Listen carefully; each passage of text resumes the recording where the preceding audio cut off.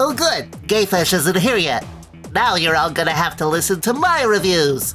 I'm Bean, and today we'll be talking the Red Letter Media movie Space Cop. Bean? The f*** you doing? Oh, hey, nothing. The record light is on, Bean. How long have you been here? Just finishing. Do you do this every time I go out to a movie? I don't have my own phone. What else am I supposed to do here? Eat scum off anemone arms? Consult the Darkhold? Count bubbles? Wait, what was that? Anemone arms. You know those wiggly things you live in? Get rid of the Darkhold. Where do you even get that? Watched WandaVision frame by frame and transcribed it. But it's so waterlogged you can't even open the thing. Well, that seems like it's for the best. I'm Gayfish, and today we'll be talking Doctor Strange in the Multiverse of Madness. But before we get started, make sure to like, subscribe, and ring the bell. Today we are going spoiler-free, so enjoy my thoughts. When Marvel released some footage of an early fight scene with a monster, one of the big comments I kept seeing was that it was just generic Marvel CGI schlock, and you couldn't tell that Sam Raimi was directing it. Well, I'm here to tell you that your fears can be assuaged. His fingerprints are all over this film, from wacky camera moves to over-the-top slapstick action to all the horror imagery. And I've seen a lot of internet hand-wringing over the violence and horror in this movie, and it's giving me some very guy who has only seen Boss Baby vibes. Sam Raimi is a horror director at heart, and there's a lot of nods to that, but the level of horror in this movie is so tame. There's a couple fight scenes that have some brutal kills, but they're not overly gory. Honestly, the most brutal deaths in the film are the ones that leave a lot to your imagination. If you were able to handle the violence in Falcon and the Winter Soldier, before Disney censored it, you'll do fine here. Danny Elfman gets to have a lot of fun scoring this film, from referencing old cartoon themes to an entire fight sequence using musical instruments as magical weapons, which I have to imagine was designed specifically to let Danny go ham.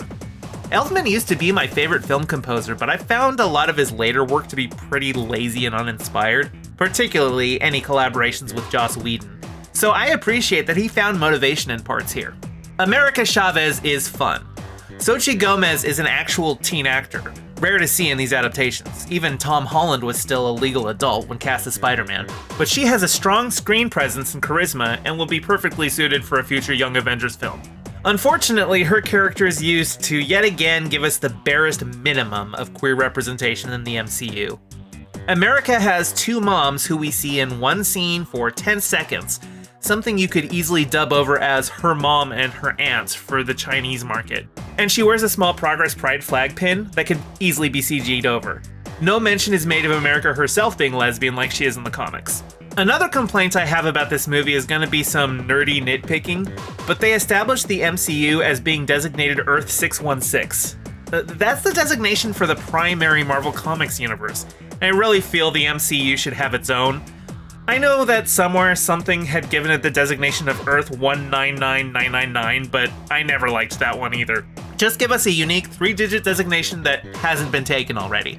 Because of the interconnectedness of the MCU, one thing I wanted to make note of before watching this movie is which stuff is actually required viewing and which is just a nice to have seen.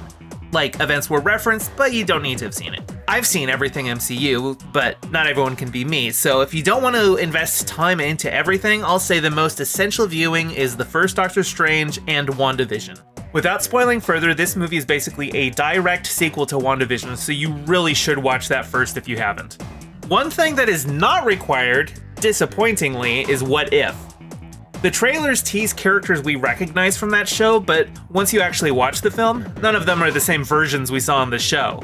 What If is still a nice to have seen in a broader understanding of the multiverse, but it can be skipped entirely with nothing lost.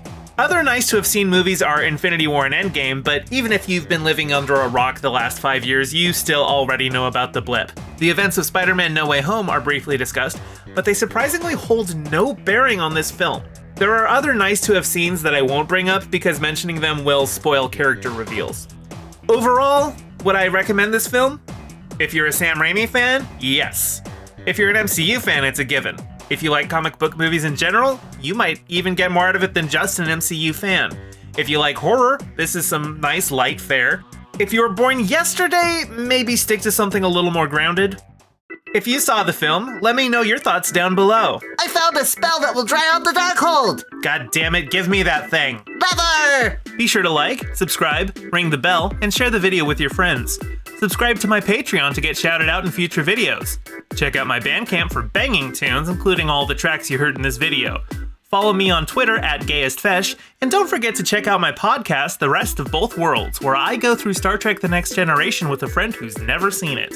Thank you to all my patrons, with a special shout out to Piftle Cakes and Renee Vorbeck. Your support is greatly appreciated. See you all in the next video.